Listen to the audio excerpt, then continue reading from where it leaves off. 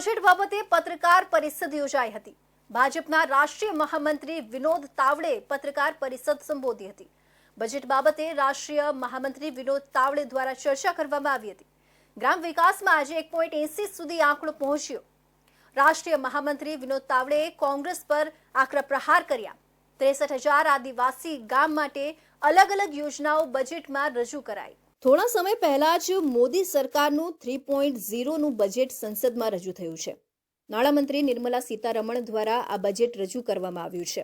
ત્યારે તમામ વ્યવસાયો માટે નાની મોટી બજેટની ફાળવણી કરવામાં આવી છે। ત્યારે આજે સુરતમાં બજેટ બાબતે પત્રકાર પરિષદ યોજાઈ હતી। ભાજપના રાષ્ટ્રીય મહામંત્રી વિનોદ તાવડેએ પત્રકાર પરિષદ સંબોધી બજેટ વિશે માહિતી આપી હતી, જેમાં તેમણે જણાવ્યું હતું કે ભાજપની સરકાર અને પીએમ નરેન્દ્ર મોદી સાહેબના નેતૃત્વ હેઠળ ગ્રામ વિકાસનો આંકડો આજે 1,80,000 પર પહોંચ્યો છે।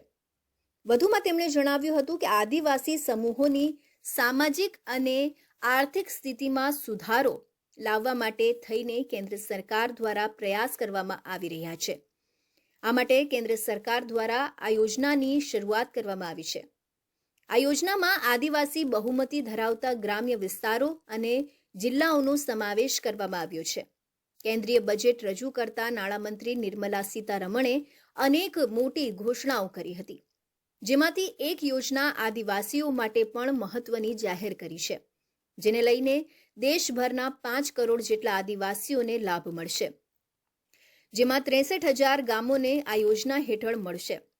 નાણામંત્રી નિર્મલા સીતારમણે આદિવાસીઓના માટે પ્રધાનમંત્રી જનજાતીય ઉન્નત ગ્રામ અભિયાન જાહેર કર્યું છે। નાણામંત્રી સીતારમણે બજેટ ભાષણ દરમિયાન જણાવ્યું હતું કે આદિવાસી સમુદાયોની સામાજિક અને આર્થિક સ્થિતિ સુધારવા માટે પ્રધાનમંત્રી આદિવાસી ઉન્નત ગ્રામ અભિયાન શરૂ કરવામાં આવી રહ્યું છે।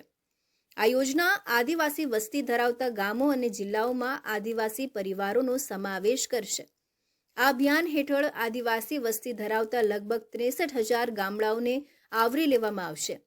યોજના થકી 5 કરોડ આદિવાસીઓને લાભ મળશે। जगह पर हाट हिंदी बेल्ट में बहुत प्रचलित शब्द है। निर्माण किए जाएंगे हर सप्ताह में 100 हाट हर सप्ताह में ऐसे शहरों में निर्माण किए जाए और उनको लोन दिया जाए और जिस लोन के आधार पर उनका कारोबार बढ़े, जैसे पिछले कुछ सालों में पीएम स्वनिधि का रहा, वैसे ही विश्वकर्मा योजना जो 18 अलग अलग जाति के जो उद्योग चलते हैं, गांव में ज्यादा ये चलते हैं, उसके लिए लगभग 4,824 करोड़ का प्रावधान, जिससे गांव की इकोनॉमी को बढ़ावा मिले, ये उसमें आग्रह से सोचा है।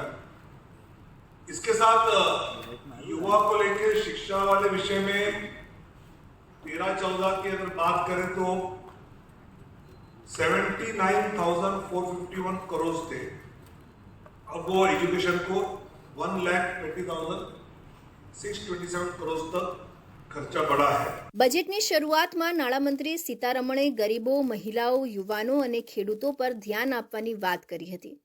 આ દરમિયાન નાણામંત્રીએ કહ્યું કે મફત રાશન યોજના આગામી 5 વર્ષ સુધી ચાલુ રહેશે। પીએમ ગરીબ કલ્યાણ અન્ન યોજનાને 5 વર્ષ માટે લંબાવવામાં આવી છે, જેનો લાભ 80 કરોડ લોકોને મળશે। આ સાથે તેમણે કોંગ્રેસ પર આકરા પ્રહાર કર્યા હતા।